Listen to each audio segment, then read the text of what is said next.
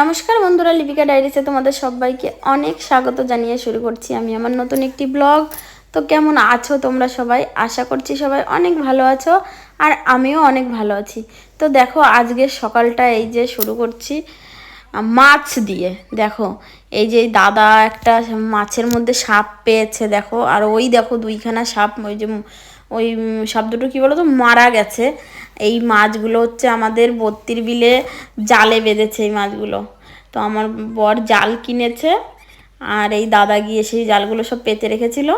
আর তারপরের দিন মানে সারা রাত পাতা থাকে, পরের দিন সকালবেলা জালটা ওঠাই। ঠিক আছে, তো ওঠানোর পরে দেখো এই যে এতগুলো মাছ বেঁধেছে।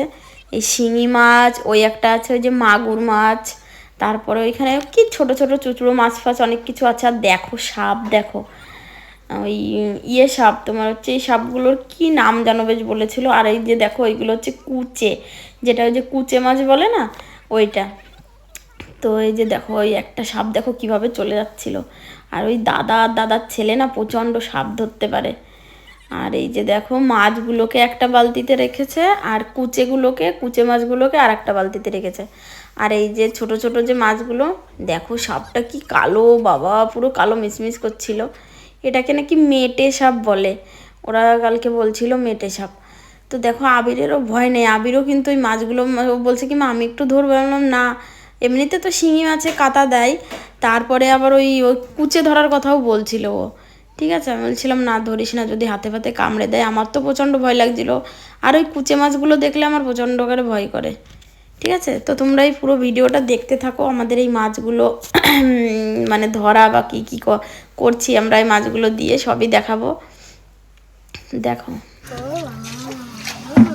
আবির হাত দিচ্ছিস, তোর ভয় লাগতেছে না? এবার দুই হাতে দুটো নে তো। ওরে বাবা রে,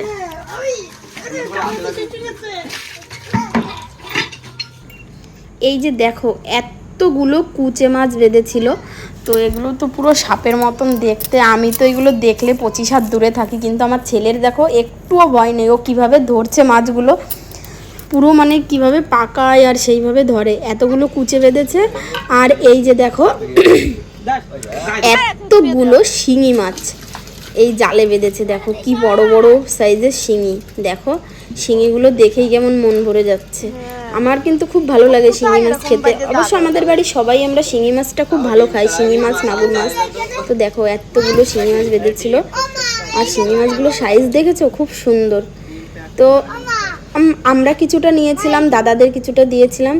আর আমার ছেলে দেখো সাপগুলোকে, মানে সাপ না কুচে মাছ আর কি, কুচে মাছগুলোকে টেনে টেনে বার করছে বালতির ভেতর থেকে। ওর নাকি ওইটা ধরতে খুব ভালো লাগছে। বন্ধুরা দেখো শিঙি মাছ কাটতে তো নাই, পেঁপের পাতাটা লাগাতে গিয়ে একদম কাটা দিয়ে দিল আমার হাতে। নুন দিয়ে রেখেছিলাম, আমি ভেবেছি মারা গেছে, ঠিক আছে, কিন্তু না, এখনো মালগুলো মরেনি।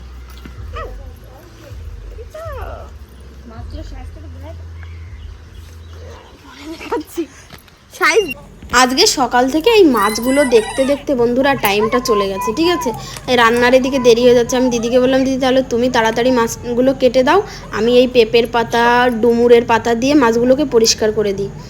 আর এই যে দেখো এই ঝাঁটাশলাটা দিয়ে কি করবো বলো তো, ওই মাছের ভেতরে না একটা পইতে মতন থাকে, ঠিক আছে, তো সেইগুলোকেই আর কি বের করতে, ওই সরু ঝাঁটাশলা দিয়ে বের করতে হয়।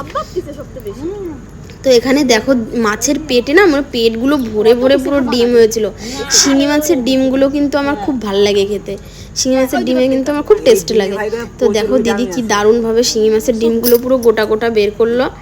আর এই যে এরকম 3 পিস করে কেটে নিয়েছিলাম, কারণ একটু বড় বড় রাখতে বলেছিলাম দিদিকে, যে আজকে আমি একটু মশলা দিয়ে শিঙি মাছের ঝোল করব, তো দিদিদেরকে দেব, আমরা খাবো, সেইভাবে অনেকগুলোই মাছ কাটা হয়েছে। আর দেখো এই যে আবারও তোমাদেরকে একটু দেখিয়ে দিই, ডিমগুলো কি দারুণভাবে দিদি বের করেছে। আমি কিন্তু এরকম পারি না, আমি এইভাবে ডিম মানে বার করতে গেলেই না আর ডিমগুলো কেমন মানে বেরিয়ে যায়, ফেটে যায়। আর আমি তো মানে আগে মাছটা কেটে তারপরে ডিম বার করি, কিন্তু দিদি আজকে খুব সুন্দরভাবে আমাকে দেখিয়ে দিল। তোমাদেরকে আরেকবারও দেখো ডিমটা বার করা দেখিয়ে দিই। এই দেখো তো এখন আমি দিদিদের ক্ষেত থেকে কয়েকটা ডাটা তুলবো, কয়েকটা না, মনে হচ্ছে একটা ডাটা তুললেই হয়ে যাবে, এত বড় বড় হয়ে গেছে। কি রোদ্দুর বাবা, একটা তুললে 3 হবে। এই দুটো ডাটাই আমি নেব। দেখো ডাটা দিয়ে একটু নিরামিষ করব, যেহেতু দাদাদের তরকারি দেব ওই মাছের, তো এক রকমের তরকারি দিলে তো হবে না, একটু নিরামিষও দেব।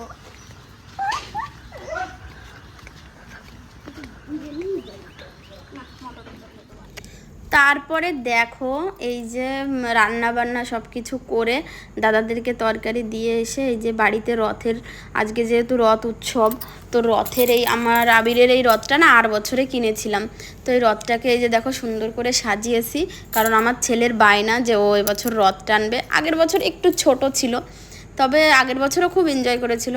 আর এবছর দেখো পোড়া কপাল হলে যা হয়, যখনই মানে ভিডিওটা অন করেছি বা মানে এই ঠাকুরটার ইয়েটা মন্দিরটা সাজাচ্ছি, তখনই গেছে কারেন্টটা চলে।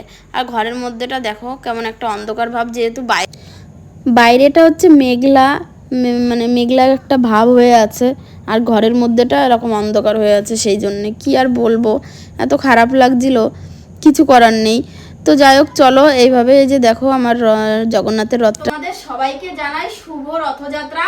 আর আমার বাড়িতে এই যে ছোট্ট একটা রথ দেখো আবিরের, তো এই রথটাকে এই যে এরকম করে সাজিয়েছি, কেমন লাগছে কমেন্ট করো।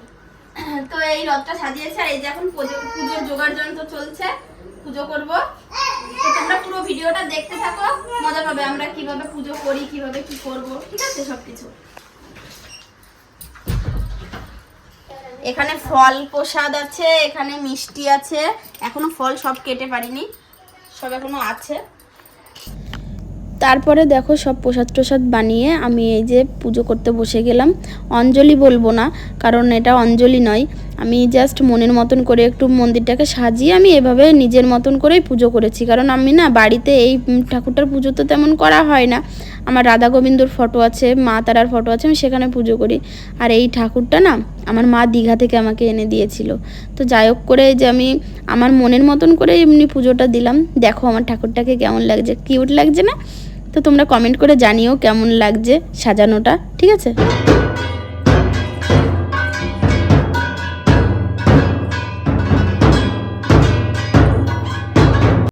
তারপরে দেখো সবার আগে কিন্তু রথটা আমিই টেনেছি, এই যে রথটা আমি বার করে দিলাম।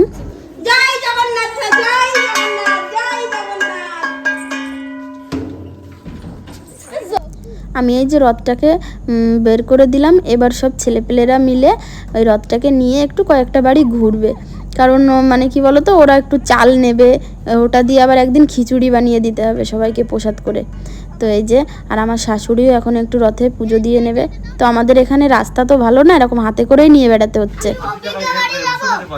আরে এই বাড়ি যা, ও তা যা, ওই ঢাকটাই নিয়ে যা, 70টা নিয়ে আয়, আমাকে 70টা নিয়ে আয়, 70 পড়ে না কোনে আছে কোনতে, আরে এটা নামিস না, সিঁড়ির পরে রইতে না করে হাঁটবে না বাজাবো, এইটা করে রেখেছেন তুমি চলো, এর তো বেশি বেশি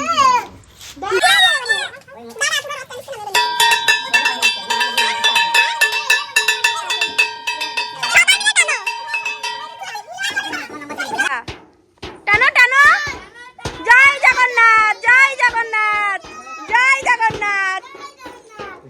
ও একাই মাতম বাড়ি দেবে, দাও এই যে দেখো আমাদের রাস্তা, মাটি আছে, ইটও আছে, তো উঁচু নিচু, আর রথের চাকার অবস্থাও তো সেই। তো ওরা এইভাবে হাতে করে ধরে ধরে নিয়ে বেড়াচ্ছিল।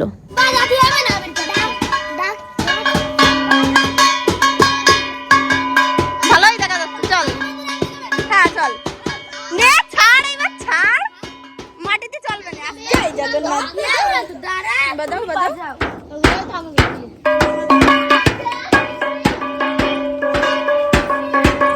তারপরে এইভাবেই সারা পাড়াটা, মানে সারা পাড়া মানে কি কতটা ঘুরেছিল আমি জানি না, আমি তো দোকানে চলে গেছিলাম।